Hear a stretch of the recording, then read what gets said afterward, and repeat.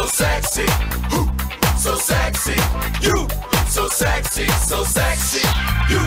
Sino siya? Ang bangis niyang gumiling, ang bangis niyang gumiling, ang bangis niyang Ang nag-iisa, masarap ka pares sa umaga. Uy, Sexy Mega na po ang niyong kasama. Magandang Monday morning! Hey! Igiling. Uy, grabe, ang bilis talaga naman, oo. Oo, para sa mga katulad ni Sexy Mega na kumurap lang pagdilat ng mata nila, Lunes na agad. Magandang umaga sa mga nagagandahan. Wow! Kahit ang bibig niyan parang Armalite sa umaga, lalong-lalo na kapag kayong mga batang kailangan niyang gisingin ay talaga naman napakahirap gisingin.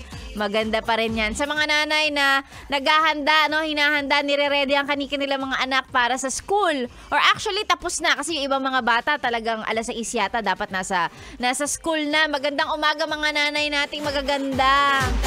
O naman, kailangan ng mga nanay talaga binobola lang, no? Para kahit mainit ang ulo nila, galit sila, may kasalanan ka sa kanila, okay lang, makakalimutan nila. No, ayan. Yung mga nanay na gumigising din ng maaga.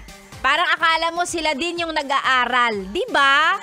Sila na yung gumawa ng homework nung gabi. Sila din yung gigising ng maaga. Akala mo sila yung estudyante, o diba?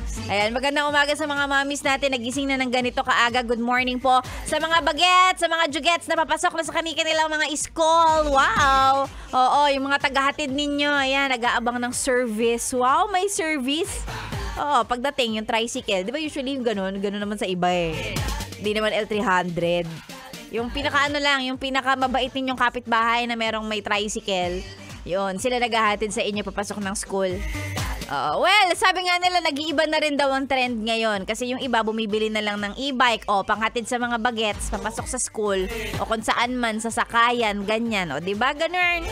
Magandang umaga sa mga nasa kalsada na mag-ingat po kayo. Mag-ingat sila sa inyo, mag-iingat ka din. Ganon.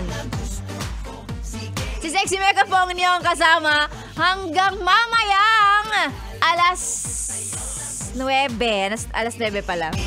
Sorry, medyo nalilito kasi ako. Pag Sabado kasi hanggang alas 10. Monday to Friday pala alas 9. Yun. Para sa mga pa-shoutout, lalong-lalo na doon sa mga nakatune in na sa atin ng ganito kaaga, isend lang po sa ating Facebook page, Sexy Megan. Sa page ko, doon mo isend. Okay? Para mabasa ko kaagad yan.